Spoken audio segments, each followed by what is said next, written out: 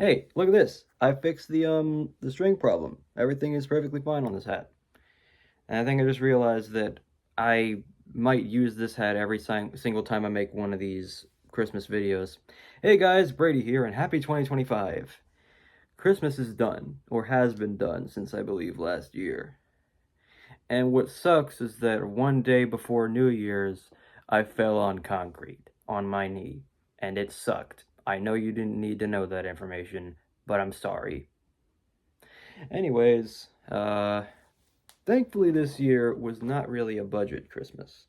Um, it was just your average everyday Christmas that existed, except, oh, my haul is insane. Well, I do one of in case you are probably new to these videos, I do a what I got for Christmas thing basically every single year. Because, I like to show off some cool stuff that I got from my family and some stuff that I got with my own money at certain places like Target, Second and Charles, all that jazz. So, yeah.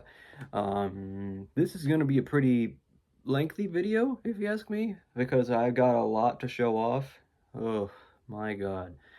So, let's get started with the most games that I've gotten in a while.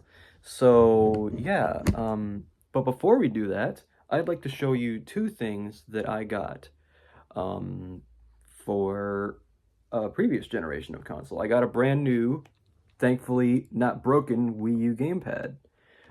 So, yeah, there's that. And I've been needing this for a very long time, a Wii U Pro controller, so I could, properly play games like Wind Waker HD and Twilight Princess HD and Tekken Tag Tournament 2. I mean, I don't play that anymore, but just giving an example.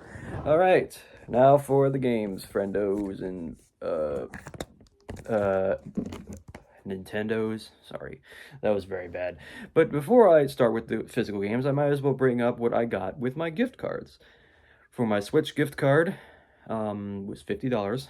I managed to find some pretty nice deals, one of which being the Kingdom Hearts 1.5 2.5 HD remix cloud version, and it runs perfectly fine, mainly because I have a fine internet connection, and you have to have a good internet connection to play those games on the Switch at least.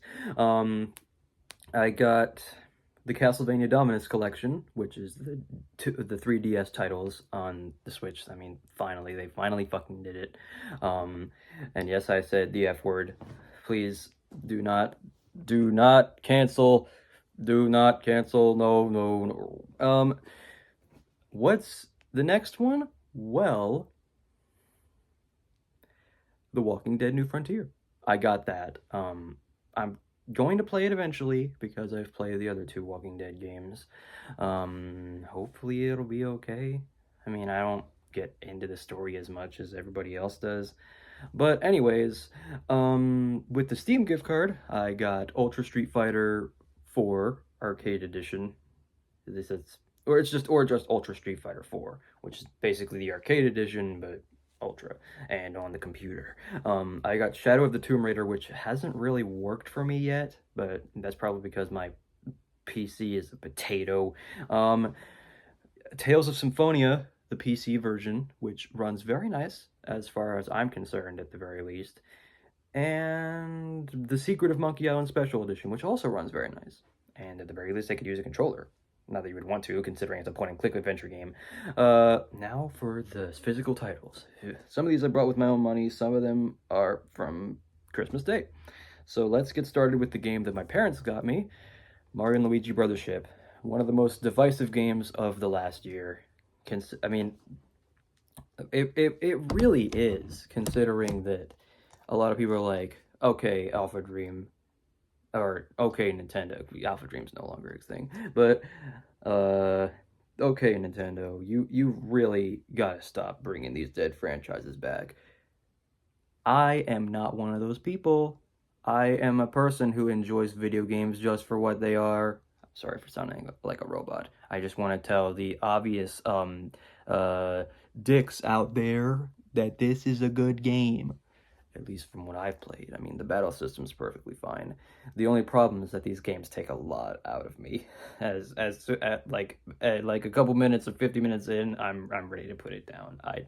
I can only play it for so long, which is kind of crazy considering that I am planning on playing through all the games up to this point, so I could, play this all the way through. So yeah. It's one of the many first titles to use the new voice actors for Mario and Luigi. And speaking of using the new voice actors for Mario and Luigi, Super Mario Party Jamboree, another game that's very divisive. The Mario and Luigi fan base ain't got nothing on the Mario Party fan base. Like, the Mario Party fans are so unbelievably difficult to please. Although, this is not that bad of a game, and just because they bring back the car for one goddamn board doesn't mean it's a bad game. I've played most of it. It's got quite a challenge to it, if I do say so myself, considering that this is the first Super Mario Party game to incorporate chance time. Oh boy, but fortunately, I've never encountered it yet in this game. So yeah, it's a good title, as good titles go. Unfortunately, there isn't an online mode. I think there's like more of a worldwide competition mode, like in Super Mario Wonder. Kind of stinks, but it's a good game. That's all I could say. Up next, we have 4 more games that I got for Christmas Day.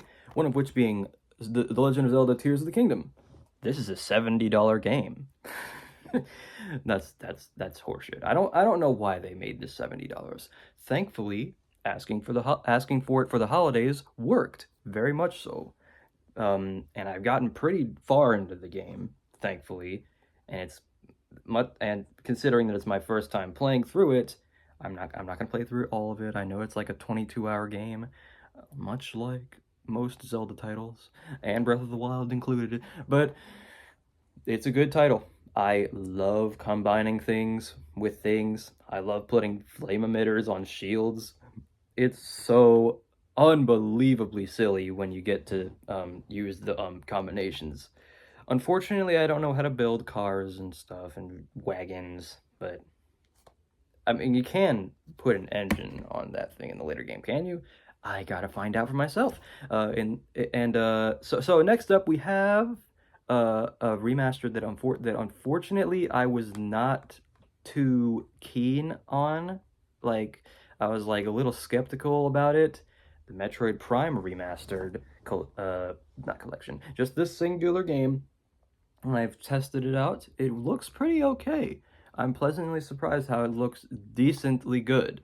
And that's all I will say, because I have not gotten that far. I mean, I remember playing through the original Prime, but I didn't get that far in that game even. Up next, we have a Peggy game, and it's SpongeBob, the Cosmic Shake. I still have yet to play through Battle for Bikini Bottom all the way through, but at the very least, I played this, and it moves much better than Battle for Bikini Bottom, if I'm being honest.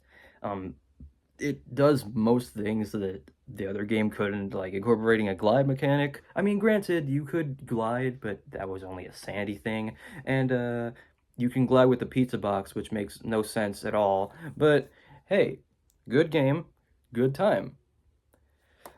Patrick is a balloon. Anyways, up next, another game that I was admittedly skeptical about getting on physical for a long time, Sonic Frontiers. Now, I played the demo of this, and it was okay, all things considered. I played the full game. I did not beat it. Nope. When I say I played the full game, I mean I played the finished product, like, not the demo. And man, it's a Sonic game, and it's a good Sonic game, and you get to run around as Sonic doing all this. Look at all that beautiful stuff in the background. It's almost as if Sega wants to make a fucking Breath of the Wild clone. I'm sorry for saying the F word again. But fortunately, that's a different F word. Fortunately, this is a good game. What is my life? Now for the 3 games that I spent with my own money. At Target, I got Luigi's Mansion 2 HD. or sorry, Luigi's Mansion Dark Moon HD. If y'all remember how bad the year of Luigi was in terms of how bad they've lost money, like Dream Team and all that jazz, the only good thing to come out of the year of Luigi was Super Mario 3D World, and even that was something else. I mean, you know, it's a game. It's a good game, definitely so. But I have yet to give this game a fair shake because when I first played it, I didn't like it at all. I mean, that's mainly because I've never played the original. I'm sorry, all those people out there who like the original so much. I just never played it because I never owned it on GameCube. I was more of a Mario Sunshine guy myself. But I'm going to give this game a fair shake eventually. And thanks to it being on the Switch, it is on the Switch. So yeah, happy little days. Brady gives a game a shot. Part 1. Who cares? And for GameStop, I kind of splurged a little bit. Well, first of all, I got a highly anticipated game that I've been waiting forever to come out. Dragon Quest III HD 2D remake. I'm being serious. I have been waiting for years to play this game. Ever since 2022, if I'm being honest, when it was announced. Thank God it came out, and now I own it. It's not in here. It's in my game holder somewhere, but at the very least, I now own it. Thank Christmas. Merry Christmas. But yeah, I tested it out, fully voice acted. It looks beautiful. It sounds beautiful. The music's nice, and yeah. Oh, and there's more where that came from because they're making a Dragon Quest 1 and 2 HD 2D remakes. So yeah, who knows? They could make 4 or something like that. Probably not 5, 6, 7, and 8, considering those are on the DS and 3DS. But who knows?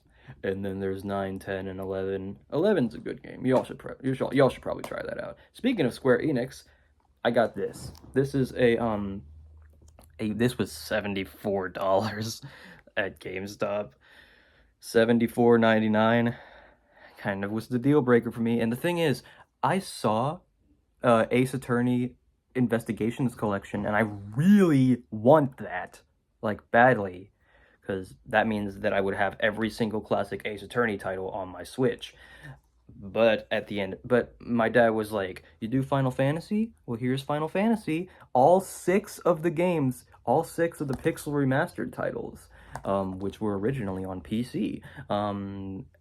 Yeah, I've played at least one of them, and they're good. They have good music, good remixes. You can change the tunes to be the original NES and Super Nintendo soundtracks. Why do people hate this? Why do some Final Fantasy fans think this is not great? I mean, come on. It's good stuff. Definitely planning on playing through them eventually. Little tiny. Yeah, up next we have the movies. Unfortunately, this was all I got for movies this year. 3 of which were on Christmas morning, and 1 of which was from my granddaddy. Let's take a look at that one first, because I know you all saw it. It's Deadpool and Wolverine. Now the thing is, I'm watching this film currently, and I have not seen this since the theater. I haven't. The thing is, like, I usually when I go see a movie in the theater, if I really liked it, I'll ask for it for either my birthday or Christmas. And fortunately, this is a good film. I guarantee, dare I say, hot take, the best Deadpool movie to ever be released. I know it's hard to follow up 2, and 2 was good as well, but admittedly that one had some problems. And hot take, I'm not the biggest fan of the first one. That one had a lot of problems. I mean, everybody says that it's all ha ha ha funny, little boy goes bouncing with his katanas, but no, that's not what the first movie is at all. It is admittedly, but you know, some people can't win all the time. But thankfully, this is a good movie. So yeah, happy little times.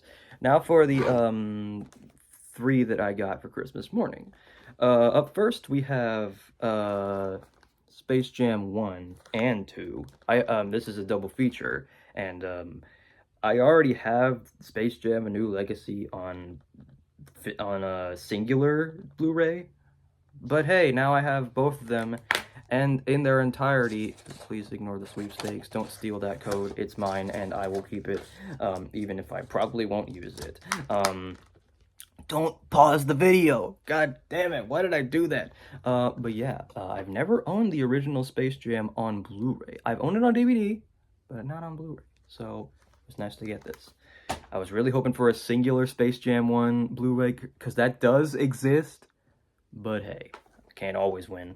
Then you have this movie, Central Intelligence, the unrated version, and I've secretly always wanted to see this ever since I saw the CinemaSins video on Central Intelligence, and it was a good time.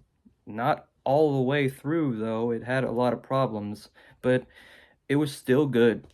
I mean, these two as a duo just can't be beat. They've been in Jumanji and all that jazz. I mean, think about it for a second. After this, you would get 2 Jumanji movies with them. That's crazy. But likewise, this is a good film that starts out a little weird, but it gets a lot better. And then it has the second act low point, but hey, what are you gonna do? And the soundtrack is bumping. You got My Lovin', Jump Around, all the 1992 jams. Up next is a movie that I haven't seen yet, The Hitman's Bodyguard. Discount Kevin Hart and The Rock. Instead of those two, you get Samuel L. Jackson and Ryan Reynolds, who is also Deadpool. I've not seen this, but I've heard it's pretty bad, so maybe I'll think it's bad when I watch it. Who knows? La la la. Up next, we have some of the vinyls that I got. Well, maybe I should only share the... What should I do? Maybe I'll save the vinyls for later, and the music for later, because I got 2 things from Second and Charles, one of which being Dr. Mario on the NES. This was... I mean, it's got a little bit of a scratch right there, but if you can see that, there it is. But it works perfectly fine, and the label looks okay, so yeah. It's very difficult to find an NES game in perfect condition in this day and age, considering that the Second and Charles doesn't always offer quality stuff, but it is the only retro video game store that's close to me, so yeah. And speaking of Second and Charles, for the Xbox 360, I picked up LA Noire, a game that I could have gotten on the Switch, but no. That means I get to play this game in all its 3-disc glory, and it's a very long game, and I have not been well versed in the GTA style of video games. I mean, I have GTA 5 on the Xbox 360, and that's it, really, and it was either this or Assassin's Creed 3, and I feel like I was going to get more content out of this, and so yeah. I'm pretty sure I also saw Red Dead Redemption there as well. Maybe one day I'll pick that up. Who knows? And last but certainly not least, what's going to make this video at least 19 minutes long, the music! Beautiful. First we'll have the CDs. The Second and Charles CDs that I got were Greatest Hits of Cyndi Lauper and Greatest Hits of the Beach Boys. So yeah. You all know those 2 acts, and whoopie-day. And the only CD that I got, at least I think so, the only CD that I got from a family member was Lainey Wilson's Whirlwind. Now, I know what you're thinking. Country, bad, very bad music genre. Listen, sometimes you need to cleanse your palate, and thankfully, over the year, like, the thing is with Lainey Wilson, I hated her when I first discovered her because I didn't like her country twangy voice, and I still don't like it on songs like Heart Like a Truck or Watermelon Moonshine. But thankfully, Country's Cool Again, Hang Tight Honey, those are good songs.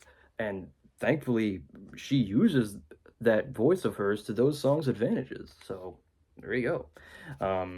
And it was one of my Secret Santa requests, but I didn't get it. I got a GameStop gift card. So, but at the very least, some people were the person, my aunt was paying attention. or one of my aunts at the very least. Up next, we have the vinyls. The vinyl that I got for Christmas Day, the only one at the very least, was Motley Crue, Girls, Girls, Girls.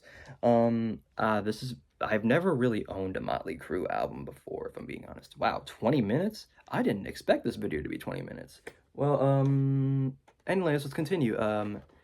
It's a vinyl and a half. Look at that beautifulness. It's a great album, great hits, Wild Side, Take a Ride on the Wild Side, and of course the title track, Girls, Girls, Girls. One of the most incredible hair metal songs of all time. I know I'm biased. And from my granddaddy, I got Van Halen, 1984, and it's in a seal, and I'm probably gonna keep it that way, considering that the vinyl itself is a little wrecked up, but hey, he didn't get it from Second and Charles. He got it from a completely different record store in a completely different part of the world. But at the very least, I own it now. So yeah.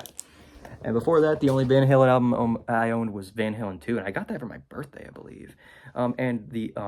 Let's move on to the next one, which is the Target album by, along with Luigi's Mansion 2 HD, I got Sabrina Carpenter, Short and Sweet, which is an album that I've secretly kind of always wanted to own, because, you know, the hits that are on it are good. Taste, Espresso, Bed Chem, Please, Please, Please, good stuff. Totally looking forward to seeing her more on the charts. Hopefully because before then she was just known as that one girl that made that stupid Skin song, but now she's big, and that's good stuff.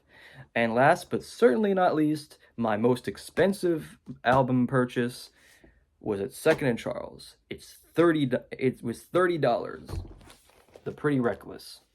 I can't show most of this cover considering that it's a little on the risque side, and I can't and it opens up, but I can't show it because I'd get demonetized. This is my very first modern rock album that I've ever owned, and it's got some good songs on it. Fortunately, the title track, the two hits I believe were Only Love Can Save Me Now and So It Went. Those aren't great, but what are you gonna do? Well, that was a beautiful little video. If you could go ahead and look at that beautiful mess, and the beautiful mess, if you could see that down there, that's not much of a mess, but still. If you all are looking forward to 2025 being pretty nice, please give this video a thumbs up. That was very bad, I'm so sorry. Here's hoping I could put out some videos in 2025. Maybe some videos you might not expect. Who knows? It's going to be a beautiful year. I can probably tell. Oh boy. Conversationalization. I don't even know what I'm saying anymore. So yeah, I'll see you guys soon for maybe a new review. Who knows? Sayonara, peeps. Take care. Happy late New Year.